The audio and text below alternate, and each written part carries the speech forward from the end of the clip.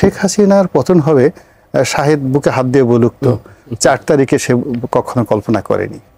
কিংবা উনি ডক্টর মোহাম্মদ ইউনূসের সামনে একটা কোরআন শরীফ ধরে দেখেন, উনি কোরআন শরীফ ছুঁয়ে বলুন যে 7 তারিখ পর্যন্ত উনি বিশ্বাস করতে পেরেছেন কিনা যে না 7 তারিখে শেখ হাসিনার পতনের পরেও 7 তারিখে উনি যখন প্যারিসে ছিলেন প্লেনে ওঠার আগ পর্যন্ত ওনার বিশ্বাস হয়েছে কিনা যে উনি going to B the prime minister বাংলাদেশের। এরপরে এখন উনি যে সকল কথাবার্তা বলছেন যে অনেক লোক তাকে বলছে যে আগামী 50 বছর ছাড় থেকে যান, তো 50 বছর থাকা মানে 136 বছর বয়স, পৃথিবীর সবচেয়ে দীর্ঘতম মহারাজা হবেন তিনি যদি 50 বছর ক্ষমতায় থাকতে পারেন। এই বৃহৎ শক্তি কারা যারা নির্বাচন বানচাল করতে চাইবে? না, বৃহৎ শক্তি তো আমি ওটাই বললাম যে আপাত দৃষ্টিতে যদি ভারতের কথা বলেন, ভারত ডক্টর মোহাম্মদ ইউনূসের কাছে বৃহৎ শক্তি হতে পারে না। পাকিস্তান তো চাইবেই না, উনি নিজেও চান না, উনি তো চান যে চলে আসুক, একটা শান্তিপূর্ণ সুন্দরভাবে নির্বাচন হোক। ভাই আপনার কাছে একটু আসি, আমরা প্রথম শিরোনাম যেটা আমি সেটা থেকে একটু শুরু করি। নির্বাচন চ্যালেঞ্জিং হবে, হঠাৎ আক্রমণ এলে সতর্ক থাকার নির্দেশ দিয়েছেন প্রধান উপদেষ্টা। তিনি বলেছেন যে ছোটখাটো নয়, বড় শক্তি নিয়ে নির্বাচন বানচালের চেষ্টা হবে, এরকম আশঙ্কা প্রকাশ করেছেন এবং বলেন যে হঠাৎ করে আক্রমণ চলে আসতে পারে। আজকে তার সভাপতিত্বে যখন যমুনায় তার সমন্বয় সভা হয় সেখানে তিনি এই কথাটা বলেছেন। মানে কাকে আসলে এই ভয়টা পাচ্ছেন বা কিসের ভয়টা আসলে উনি পাচ্ছেন? আসলে আমাদের ডক্টর মোহাম্মদ ইউনূস তো অনেক জ্ঞানী, বয়স্ক, প্রাজ্ঞ এবং প্রফেশনাল, মানে যাকে বলে দক্ষ, অভিজ্ঞতায় তার সমপর্যায়ের মানুষ দুনিয়াতে নেই, বাংলাদেশ তো দূরের কথা। ফলে তাকে মূল্যায়ন করা বা তাকে তার কথার অন্তর্নিহিত তাৎপর্য খুঁজে বের করা আমার পক্ষে সম্ভব নয়। আমি ব্যক্তিগতভাবে যেটা মনে করি যে উনি যে কথাটা বলেছেন সেটা ভেবে চিন্তেই বলেছেন। উনি যাদেরকে বড় মনে করেছেন, তো ওনার কাছে আসলে মার্কিন যুক্তরাষ্ট্র, হোয়াইট হাউস, বাকিংহাম প্যালেস বা এলিসি প্রাসাদ এগুলো সব চুনোপুঁঠি। তো সেই তুলনায় যদি এর সাথে বড় কিছু আসে, উনি তো আমেরিকাকে কখনো বড় মনে করবেন না, because they R there friend, তাদের সাথে তার একটা বন্ধুত্বপূর্ণ সম্পর্ক। ভারত, পাকিস্তান এগুলো তো আমেরিকা যিনি ডিল করে এসছেন, যার গলায় বারাক ওবামার মতো লোক মালা পরিয়ে দিয়েছেন। তো আমাকে যদি বারাক ওবামা মালা পরিয়ে দিতেন আমি তো শীত হয়ে পড়ে যেতাম আনন্দে, আমি আর বাঁচতামই না, মরেই যেতাম সঙ্গে সঙ্গে। তো উনি তো এই অবস্থা, এবং এটা আপনি হেসে দিলে এত সোজা না। আমি জাপান স্টেট গেস্ট হিসেবে গিয়েছিলাম, তো একটা দেশের প্রধানমন্ত্রী তিনি ওই জাপানের সম্রাটের সঙ্গে দেখা করবেন, তো ওখানে দেখা করার জন্য কয়েকবার মানে তাকে প্র্যাকটিস করতে হয়, এবং এইভাবে নড়া যাবে না, এইভাবে চলা যাবে না, এইভাবে করা যাবে না, এইভাবে 2-3 বার যখন তাকে প্র্যাকটিস করতে বলা হলো, একটা সময় তিনি জ্ঞান হারিয়ে ফেললেন। এই প্রাইম মিনিস্টার আমি যখন বললাম যে আমি তোমাদের দেশে আসলাম, একটু জাপানের সম্রাটের সাথে যদি দেখা করতে পারতাম, বলে যে আসলে এটা তোমার লেভেলে হবে না, মানে এটা তুমি প্রধানমন্ত্রী পর্যন্ত যেতে পারো, বাট পরে যাবে না, ওখানে অনেক ঝামেলা আছে, এই ঘটনা আর কি আমাকে পররাষ্ট্র মন্ত্রক থেকে বলা হলো। তো সেক্ষেত্রে আমরা দূর থেকে অনেক দেখি, হোয়াইট হাউসের ভিতরে যারা গিয়েছেন, প্রেসিডেন্টের সঙ্গে যারা 1-to-1 বসেছেন, তারাই বুঝতে পারবেন ওটার ওজন কেমন। তো উনি তো ওই জায়গাগুলো দেখে আসছেন।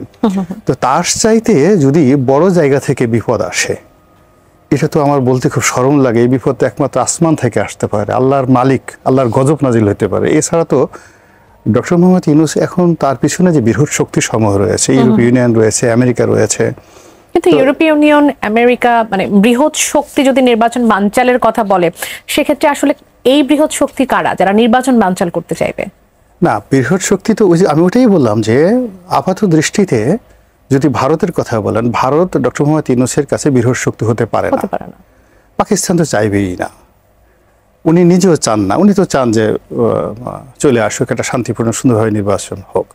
আমেরিকা তো ওনার বন্ধু, সবাই ওনার বন্ধু। তা সেক্ষেত্রে যদি আরো বৃহৎ শক্তি আসে, সেটা আকাশ থেকে একটা আসমানি বালা মুসিবত আসতে পারে। সেটা ঝড় হতে পারে, বৃষ্টি হতে পারে, বন্যা হতে পারে, বজ্রপাত হতে পারে, এনিথিং, সুনামি হতে পারে, আরো অনেক কিছু হতে পারে। তো ওটা ছাড়া তো আমার এই মুহূর্তে অন্য কোনো কিছু আমি দেখছি না। অন্য কোন বৃহৎ শক্তি হতে পারে আপনার কাছে এমনিতে কি মনে হয় যে মানে কোন শক্তি নির্বাচন বানচাল করার জন্য বড় কোনো আক্রমণ চালাতে পারে?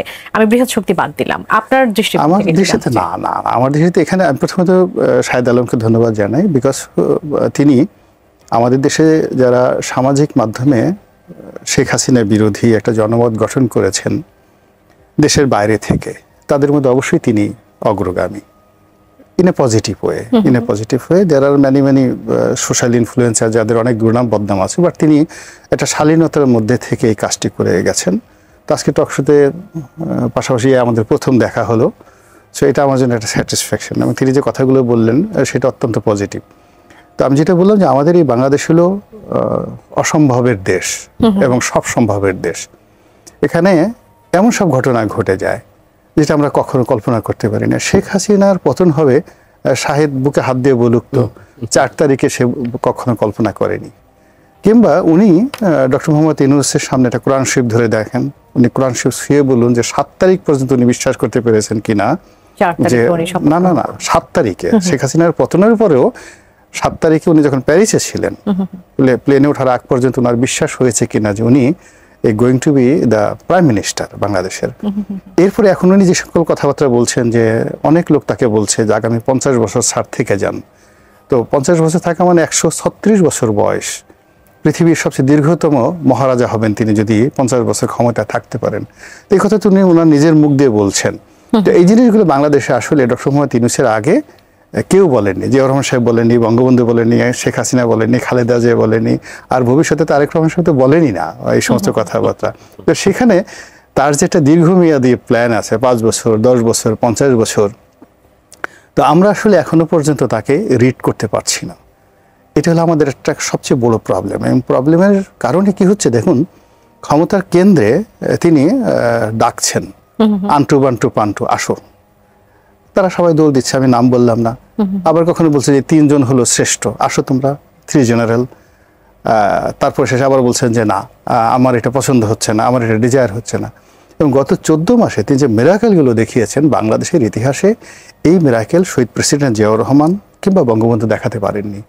এই ঐক্যমত্য কমিশনে যে ধৈর্য ধারণ করে আমাদের রাজনৈতিক দলগুলো পরস্পরের সাথে সখ্যতা বজায় রেখে ডক্টর মোহাম্মদ ইউনূসের সম্মান রক্ষার্থে আলী রিয়া সাহেব, বদিউল আলম মজুমদারদের প্রতি আনুগত্য দেখিয়েছেন। বিশ্বাস করেন বাংলাদেশে 1954 থেকে এই পর্যন্ত আমি রাজনীতির ছাত্র হিসেবে এইভাবে দেখিনি, যেখানে হোসেন শহীদ সরওয়ার্দীর মতো মানুষের সাথে মানুষ ধাক্কাধাক্কি করেছে, যেখানে বঙ্গবন্ধু শেখ মুজিবুর রহমানের রাজনীতিতে একেবারে যারা বলতে গেল তার জন্য চোখ খুলে দিতে চাইতো জবা ফুলের মতো, সেই মানুষগুলো তার বিদ্রোহী করে তার দল থেকে বের হয়ে গেছে। আসম আব্দুর রফের কথা বলছি, সবাই মানে এই অবস্থাতে। তো এরকম রাজনীতিতে সবাই বিদ্রোহ করে, এবং বিদ্রোহ করাটা হলো রাজনীতির সৌন্দর্য, ভিন্ন মত পোষণ করাটা রাজনীতির সৌন্দর্য।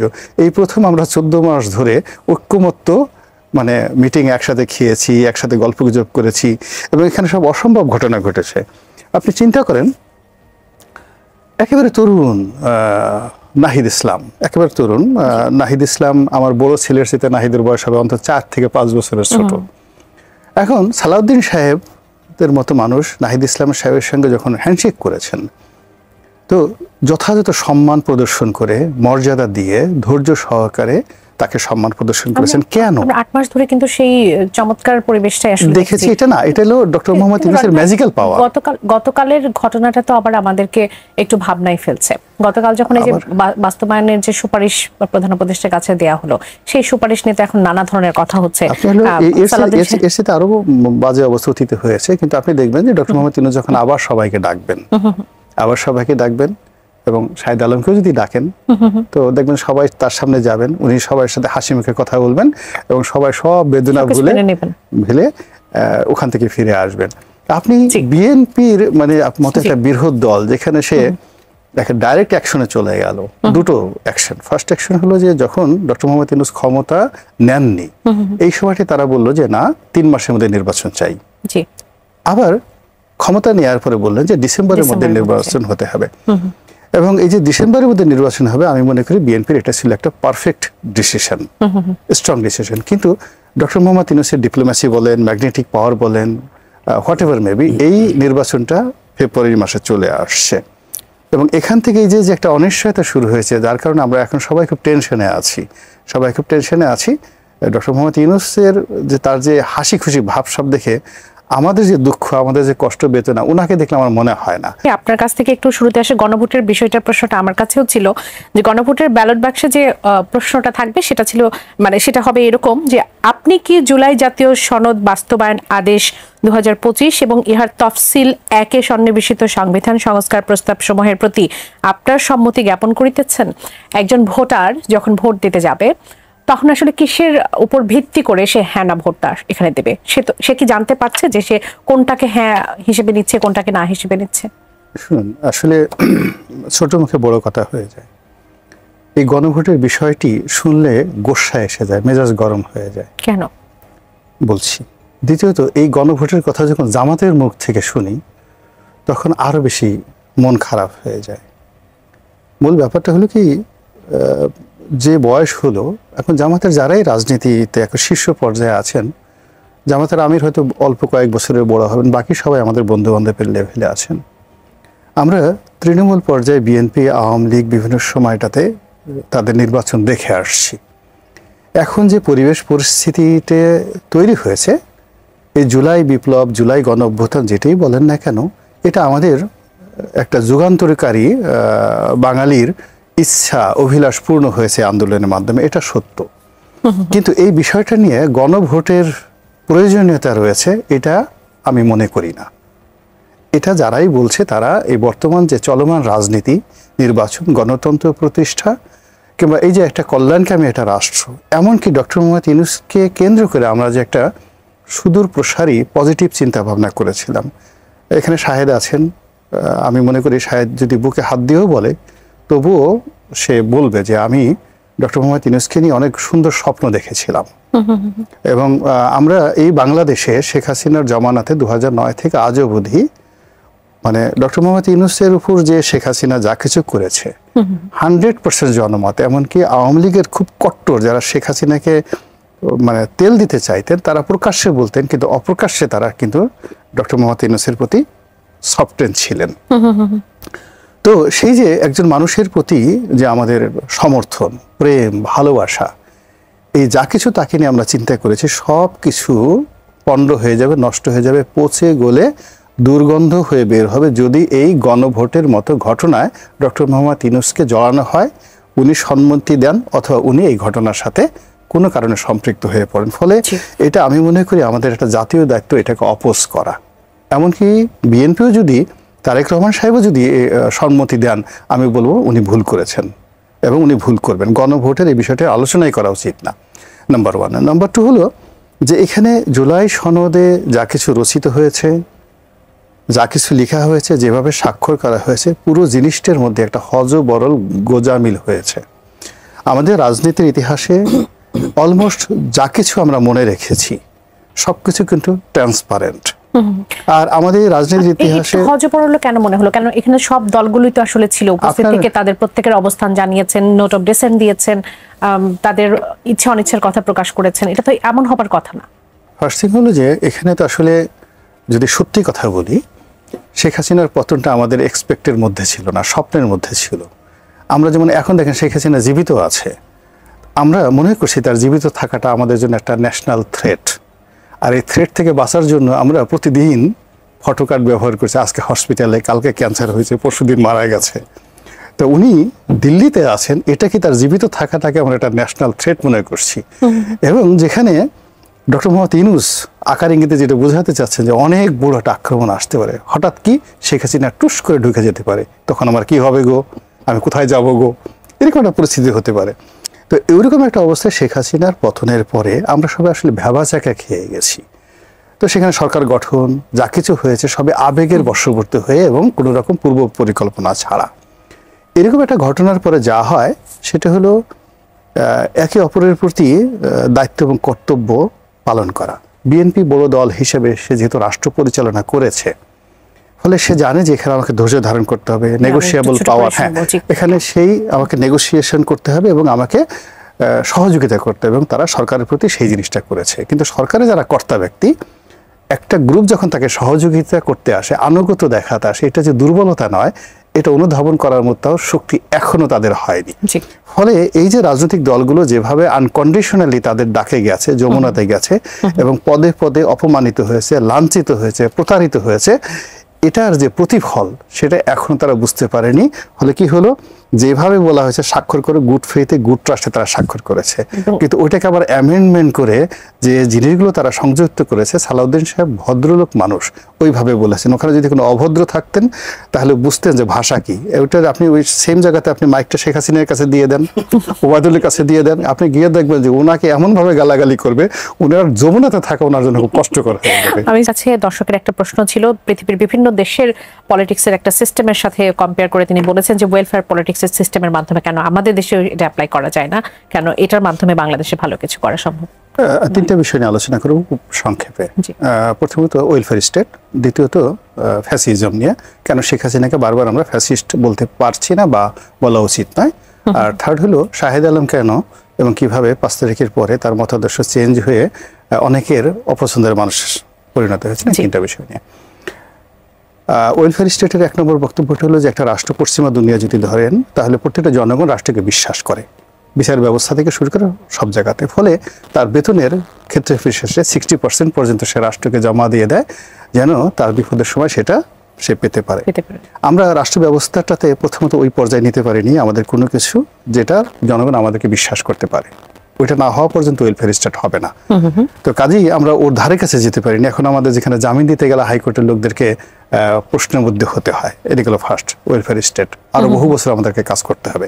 2 নম্বর হলো ফ্যাসিজম, যে জিনিসটা আছে সেই শব্দটা কিন্তু অত্যন্ত পজিটিভ এবং ইটালিতে যে ফ্যাসিজমের উদ্ভব হয়েছিল মানে ইটালিতে যেটা সেটা হলো মুসোলিনি। তো এই যে মতবাদটি অত্যন্ত জনপ্রিয় হয়ে সে কিন্তু একজন সাংবাদিক হিসেবে সেখানে কিন্তু রাষ্ট্র ক্ষমতা এসেছিলেন, যেটা তার কর্ম, যেমন শেখ হাসিনা যদি আপনি ধরেন গণতান্ত্রিক নেত্রী, কিন্তু সে গণতান্ত্রিকে সে স্বৈরাচারের দিকে নিয়ে গিয়ে মানে তার যে ক্যারেক্টারিস্টিকটাকে নষ্ট করে ফেলছে। কিন্তু ফ্যাসিজমটা ইটালিতে আবার নতুন করে জনপ্রিয় হয়ে গেছে এবং এখন যে ইটালির যে প্রধানমন্ত্রী জর্জিয়া মেলোনি, তিনি কিন্তু এই যে ফ্যাসিস্ট যে মুসোলিনি তার দলের ধারক বাহক। এবং আপনি অবাক হয়ে যাবেন যে নাৎসিজম নাও জার্মানিতে সবচেয়ে জনপ্রিয় এই মুহূর্তে এবং হিটলার সবচেয়ে জনপ্রিয় ব্যক্তিত্ব সেখানে। ফলে আসলে কোনো একটা বিষয় মানে কোনো একটা ন্যারেটিভ তৈরি না করে কোনো একটা ব্যক্তির যে অপকর্ম আছে সেই অপকর্মটাকে আমরা যত বেশি তুলে ধরতে পারবো শেখ হাসিনা আসলে কি করেছে, কিন্তু সেটাকে যদি আমরা একটা ব্র্যাকেটের মধ্যে এটা ফ্যাসিজম, এটা রাজাকার, এটা আলবদর, ওটা আসলে আমরা নিজেদের সঙ্গে একটা আত্মপ্রবঞ্চনা আমরা করতেছি, এটার ঘটনা। থার্ড হলো শাহেদ আলম। শাহেদ আলম আসলে কি করেছেন বা না করেছেন আই ডোন্ট নো, বাট আমার খুব ভালো লাগছে যে দেশের বাইরে যে সকল ইউটিউবার আছেন, যে সকল সোশ্যাল অ্যাক্টিভিস্ট আছেন, তার মধ্যে একমাত্র সে এই ঢাকা শহরে ঘুরে বেড়াচ্ছে। তো ঘুরে বেড়াচ্ছে, অন্য যারা আছে তারা বিদেশে বসে রাম করেঙ্গা, ত্যাং করেঙ্গা, মেরে ফেলেঙ্গা, কিন্তু বাংলাদেশে ঢাকা শহর ঘুরতে পারছে না। যখন সে ট্রান্সপারেন্টলি ঢাকা শহর ঘুরে বেড়াচ্ছে আমার কাছে মনে হচ্ছে হি ইজ রাইট। আর সেকেন্ড থিং হলো যে আমার সঙ্গে তার আজকের এই অনুষ্ঠান, তার যারা প্রতিদ্বন্দ্বী দেখবে, বাংলাদেশে সে আমেরিকাতে কচু পাওয়া যায় না, তো যায় তো তার সে বলবে যে আমাকে 1 বস্তা কচুর রস দিয়ে যাও। শাহেদ আলম কি করে গোলাম মোল্লা রনির সঙ্গে এই এটিএন নিউজে বসে টক শো করলো, আজকে আমি সারা শরীরে মনের আনন্দে কচুর রস মাখবো, তারপর সারা শরীর নিজে নিজে চুলকাবো। It means he is in the right track.